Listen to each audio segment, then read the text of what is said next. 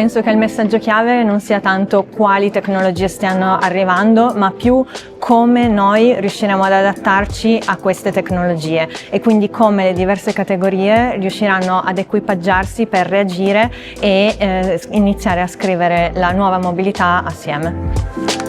Abbiamo analizzato i trend della mobilità a livello globale e l'impatto delle rivoluzioni che sono successe negli ultimi 12 mesi, che sommate sono una rivoluzione più grande di quella che è successa negli ultimi 10 anni. Abbiamo visto come l'elettrico sta penetrando e si sta consolidando nel mercato. Dopo un 2024 abbastanza flat, nel 2025 sta riprendendo, sia in Europa, dove tutta l'elettrificazione arriva a un circa 60%, incluso plug-in ibrido e elettrico puro, ma anche in Italia, dove il plug-in e l'ibrido arriva a circa un 40%.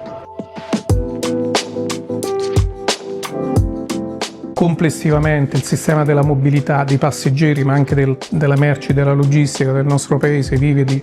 profondi squilibri che vanno comunque affrontati, mitigati soprattutto tenendo conto delle grandi sfide europee che ci vengono dati, quelli della transizione energetica ambientale, della transizione digitale e dell'innovazione tecnologica per i trasporti. Se pensiamo ai temi della logistica urbana, solo una forte cooperazione tra gli attori consente ad esempio di trovare soluzioni ottimizzate per il trasporto delle merci che arrivano in città e che possono costituire un problema rilevante per il traffico, per la congestione, per l'inquinamento, per la sicurezza stradale. Pensiamo ad esempio alle soluzioni anche di trasporto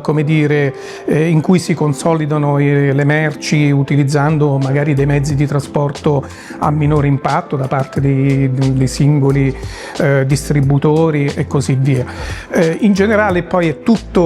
sono tutti gli attori del sistema, ovviamente anche quelli istituzionali, che devono concorrere e cooperare a trovare dei modelli più equilibrati e più sostenibili, allo stesso tempo che assicurino però quegli stessi livelli di efficienza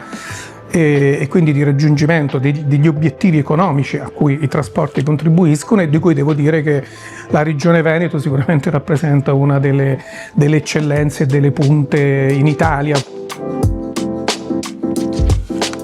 Per quello che riguarda tutto il parco vetusto che abbiamo, sicuramente genererà e produrrà lavoro per i prossimi 10 anni o 15 anni, però è vero che bisogna iniziare a guardare alla nuova sfida e alle nuove tecnologie con investimenti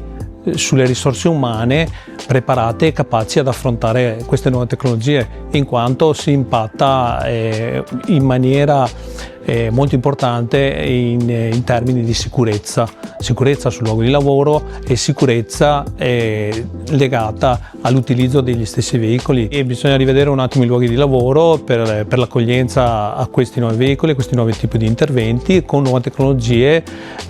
per soddisfare l'esigenza manutentiva di questi nuovi veicoli che cambia. L'impegno di Confartigianato è sempre volto a supportare la categoria e a farla crescere proprio nell'affrontare la sfida del futuro. La sfida è importante, è un momento di transizione e naturalmente questo momento di transizione non ti dà un obiettivo definito, e proprio per questo bisogna accompagnare la categoria